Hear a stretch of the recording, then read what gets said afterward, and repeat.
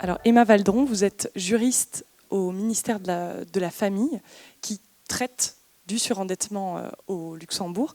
Donc j'aimerais que vous nous parliez des principaux apports de la loi sur le surendettement au Luxembourg et que vous nous parliez du rôle aussi que joue le ministère par rapport au surendettement. Merci beaucoup. Donc la procédure de règlement collectif des dettes au Luxembourg est régie par la loi du 8 janvier 2013 concernant le surendettement. Et la situation de surendettement au terme de la loi est donc caractérisée par l'impossibilité manifeste de faire face à l'ensemble de ces dettes non professionnelles, c'est-à-dire les dettes privées. Et il faut dire que la procédure est réservée aux personnes physiques ayant leur domicile au Luxembourg. Les objectifs de la loi sont donc de redresser la situation financière du débiteur, mais aussi de lui permettre qu'il pourra mener une vie conforme à la dignité humaine. Voilà. La procédure de règlement collectif des dettes comporte 3 phases. Donc c'est premièrement la phase du règlement conventionnel devant la commission de médiation en matière de surendettement. Deuxièmement, la phase du redressement judiciaire devant le juge de paix. Et en dernier lieu, la phase du rétablissement personnel, dite faillite civile, donc également devant le juge de paix. Il faut préciser que le débiteur ne peut pas passer directement à la phase du rétablissement personnel sans avoir parcouru les 2 premières phases. Et aujourd'hui, parmi tous les dossiers qui sont enregistrés au répertoire électronique, environ 80% des débiteurs sont dans la première phase, donc du règlement conventionnel. Ce qui est plutôt positif. Oui, absolument. Donc, en plus de la commission de médiation et des justices de paix, les 2 services d'information et de conseil en matière de surendettement sont impliqués dans la procédure. On vient d'entendre Madame Rodesch de la Ligue médico-sociale. Donc voilà, ces services accompagnent les débiteurs tout au long de la procédure. Et voilà, la gestion est confiée à la Ligue médico-sociale et à Interaction ASBL. Donc, je vous parle aujourd'hui de la première phase, donc de la phase du règlement conventionnel devant la commission de médiation en matière de surendettement.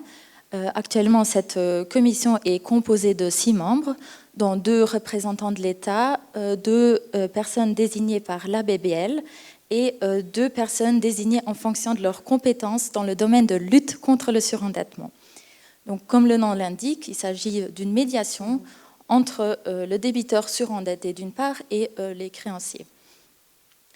Donc la commission de médiation décide donc, si une personne est admise à la procédure de surendettement et elle se prononce également sur la recevabilité des déclarations de créances que les créanciers introduisent.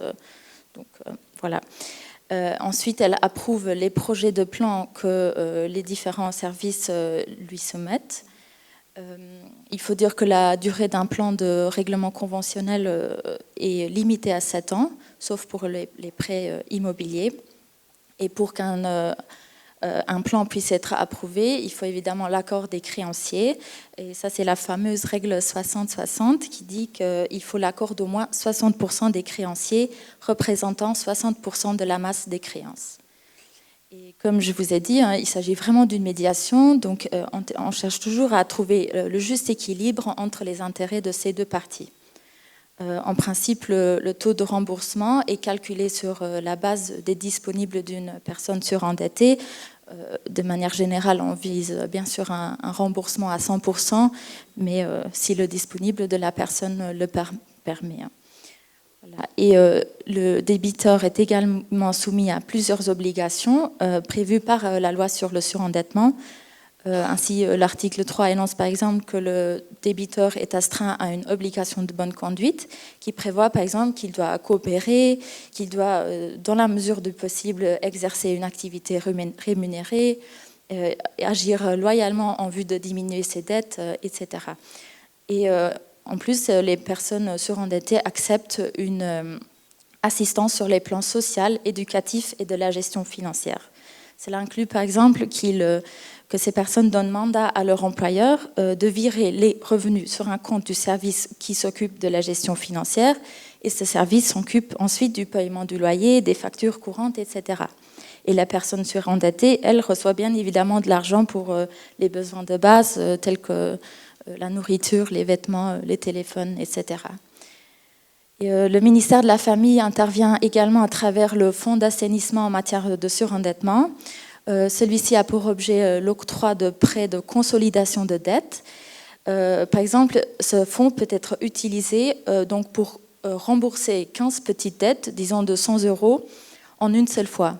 Et ces créanciers, alors, au lieu de recevoir des mensualités de 2-3 € pendant 7 ans, sont désintéressés en une seule fois et le débiteur rembourse ensuite le fonds. Et voilà, le montant est actuellement limité à environ 14 000 € et cette procédure ne peut pas être invoquée pour le remboursement de créances dues à des professionnels du secteur financier.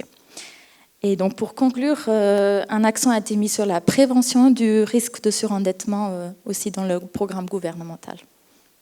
Merci. Je pense que Madame Host pourra largement réagir à ce que vous venez de nous dire en conclusion. Madame Berna Host, vous êtes secrétaire générale de la CSSF.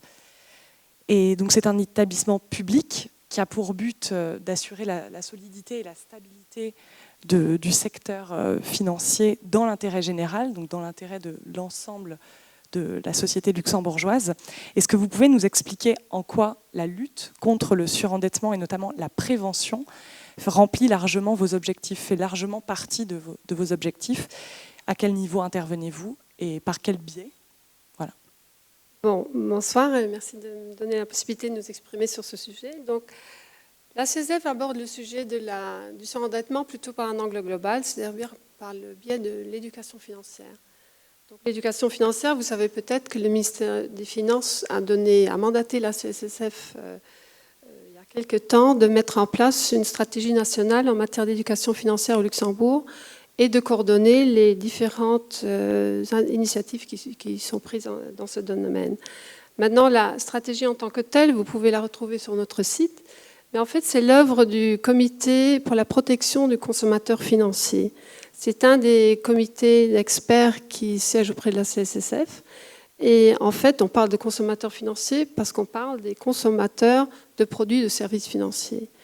Et donc, ce comité a été créé en 2012 suite à la crise financière et suite à toutes les initiatives qui ont été prises au niveau européen, international, notamment pour accroître la réglementation des différents acteurs financiers, mais également pour agir sur le plan de la protection du consommateur.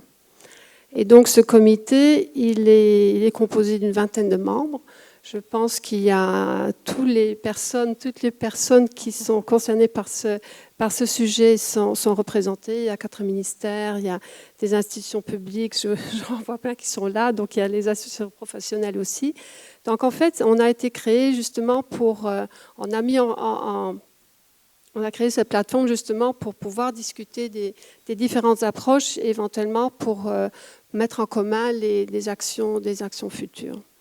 Donc maintenant, concernant la stratégie en elle-même, bon, on s'est limité, comme le sujet est très vaste et le public cible est vaste également, donc on s'est donné des priorités. Ces priorités, c'est essentiellement le crédit et le surendettement, c'est l'éducation financière dans l'enseignement, sujet plus difficile à mettre en œuvre, et également les assurances et les pensions. Et donc toujours en poursuivant un triple objectif, premièrement d'accroître les connaissances financières des citoyens, de faire en sorte que les jeunes soient dès leur plus jeune âge donc confrontés ou habitués à un environnement économique complexe, et donc également de promouvoir un comportement financier responsable à terme. Voilà, donc les projets maintenant, ce qu'on est en train de réaliser, et j'espère de finaliser le plus tôt, c'est-à-dire qu'on travaille essentiellement sur la mise en œuvre d'un site, la création d'un site spécifique dédié à l'éducation financière. Ce site, il sera mis en place par la CSSF, géré par la CSSF, mais en fait, il sera indépendant de la CSSF, comme c'est le cas dans d'autres pays également. Donc ce site, il sera destiné justement à apporter les connaissances de base du monde financier à un public large, mais cela dans un langage simple et non technique. Et dans le même ordre d'idée, on a également travaillé, on est sur le point de finaliser avec la Luxembourg School, Tech School, voilà.